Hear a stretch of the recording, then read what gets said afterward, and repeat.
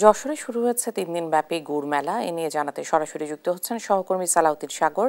সাগর, মেলায় ক্রেতাদের কেমন ভিড় দেখছেন, আর গুড়ের মান পরীক্ষার কোনো ব্যবস্থা কি চোখে পড়েছে কিনা? ইশিকা, ধন্যবাদ আপনাকে। আপনি যেমনটা বলছেন, আসলে যশোরে আজ থেকে শুরু হয়েছে ৩ দিন ব্যাপী খেজুর গুড়ের মেলা।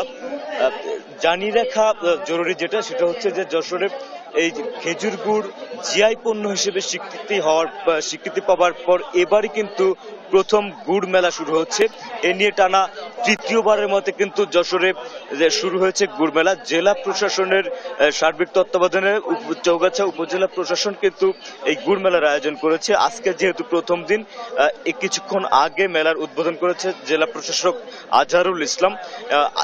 এখন যারা আসছেন তারা ধীরে ধীরে দর্শনার্থী আসছেন, ধীরে ধীরে এই দর্শনার্থী এবং ক্রেতার সংখ্যা আরো বাড়বে। তবে যারা আসছেন উৎসুক, অনেকেই আসলে গুড়ের দাম জিজ্ঞাসা করছেন, গুড় কেমন মানের সেগুলো তারা জানতে চাচ্ছেন।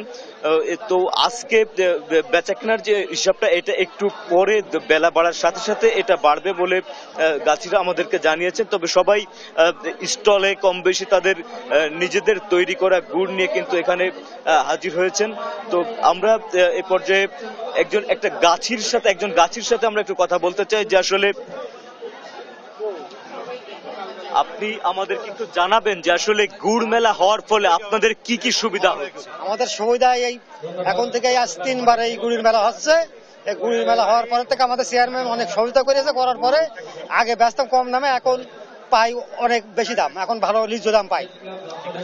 অনেক ধন্যবাদ আপনাকে। ইশিকা, আপনি শুনছিলেন যে আসলে এই গুড় মেলাটি মূলত ন্যায্য মূল্যে গুড় বিক্রি করার জন্য একটা উন্মুক্ত প্ল্যাটফর্মের জন্য কিন্তু আসলে মূলত এই গুড় মেলাটির আয়োজন প্রতি বছর করা হয়ে থাকে।